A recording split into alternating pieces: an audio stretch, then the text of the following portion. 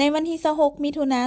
2026ท่านนางแสงเดือนไสยศรรองประธานผู้ประจำการคณะกรรมการร่วมมือลาวจีนพร้อมโดยท่านนางบุษดีธนาเมืองรองประธานศูนย์กลางแนวลาวสร้างชาติท่านพลจัตวาบุษดีอินทรังสีรองหัวหน้าห้องว่าการกระทรวงป้องกันประเทศพร้อมโดยคณะได้ลงเฮ็ดเวียกและเยี่ยมยามโครงการพัฒนาเขตเศรษฐกิจอุตสาหกรรมท่องเที่ยววัฒนธรรมเมืองวังเวียงแขวงเวียงจันทน์ของกลุ่มบริษัทท่องเที่ยววัฒนธรรมลาวมหาชนโดยการต้อนรับของท่านเนี่ยเลยประธานสภาบริหารพร้อมโดยคณะผู้บริหารกลุ่มบริษัทการลงเฮ็ดเวียกและเยี่ยมยามในครั้งนี้เพื่อสุขอยู่การจะตั้งปฏิบัติโครงการให้ปรากฏผลเป็นรูปธรรมและปรึกษาหารือแนวทางในต่อหน้าให้สามารถเข้าถึงแหล่งทุนจากสป.จีนเข้าในการจะตั้งปฏิบัติโครงการในต่อหน้าโครงการดังกล่าวเป็นการหันเปลี่ยนธุรกิจจากโรงงานสีมางวังเวียงหลังที่1และหลังที่2มาเป็นเขตท่องเที่ยววัฒนธรรมโดยแบ่งการก่อสร้างออกเป็น3ระยะประกอบมี10โครงการย่อยที่เน้นการส่งเสริมวัฒนธรรมและการท่องเที่ยว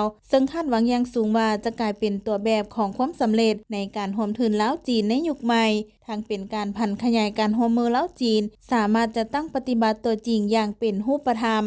โอกาสนี้ท่านนางแสงเดือนไสยศรได้กล่าวสมเสยความคืบหน้าของโครงการพร้อมได้เน้นหนักว่าโครงการนี้ตั้งอยู่จุดที่มีความหมายทางประวัติศาสตร์และมีคุณค่าทางสัญลักษณ์สูงสำหรับสายพัวพันธุ์ลาวจีนยุคใหม่ซึ่งสอดคล้องกับแผนพัฒนาเศรษฐกิจสังคม5ปีครั้งที่10และแผนแม่บทการท่องเที่ยวของสปป.ลาวต่อกับแผนการก่อสร้างบางกิจการท่องเที่ยววัฒนธรรมของกลุ่มบริษัทโดยสมทบกับท่าแห้งของศูนย์กลางแนวลาวสร้างชาติในเวียกงานการเสริมขยายมูลเชื่ออันดีของประชาชนลาวเตาโหมความสามัคคีบรรดาเผ่าเพื่อดึงดูดความสนใจจากนักท่องเที่ยวทั้งภายในและต่างประเทศ